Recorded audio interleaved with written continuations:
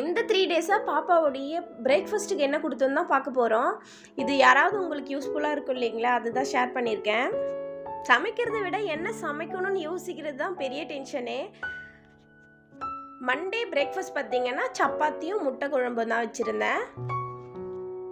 இதோடைய காம்பினேஷன் பார்த்தீங்கன்னா ரொம்பவே சூப்பராக இருக்கும். நீங்களும் ட்ரை பண்ணி பாருங்கள்.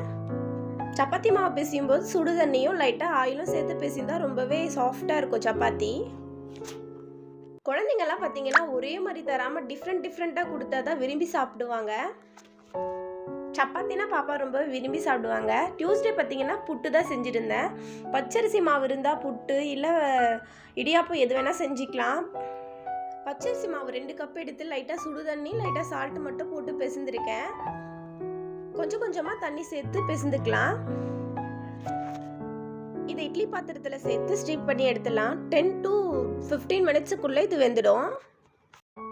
ரொம்ப ஈஸியாகவும் இருக்கும், டக்குன்னு செஞ்சு முடிச்சிடுற மாதிரியும் இருக்கும். குழந்தைங்களுக்கு ரொம்ப ஹெல்த்தியாகவும் இருக்கும்.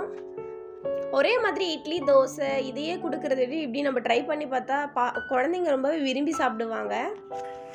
இது கூடவே தேங்காய் பூ, உங்களுக்கு தேவையான நாட்டு சர்க்கரை இல்லைன்னா சுகர் சேர்த்துக்கலாம். நான் பார்த்தீங்கன்னா சுகர் தான் சேர்த்துருக்கேன். டேஸ்ட் பார்த்தீங்கன்னா ரொம்பவே சூப்பராக இருந்தது. வெனஸ்டே மார்னிங் பார்த்தீங்கன்னா கேழ்வரகு மாவில் கஞ்சி தான் செஞ்சுருந்தேன்.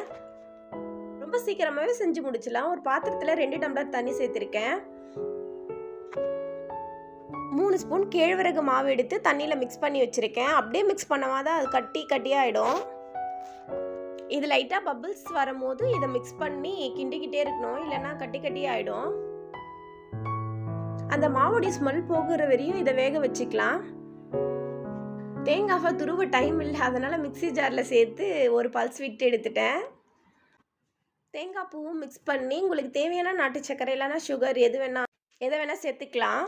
நான் பார்த்தீங்கன்னா இன்றைக்கி எதுவுமே சேர்க்கல, அப்படியே தான் கொடுத்தேன் பாப்பாவுக்கு.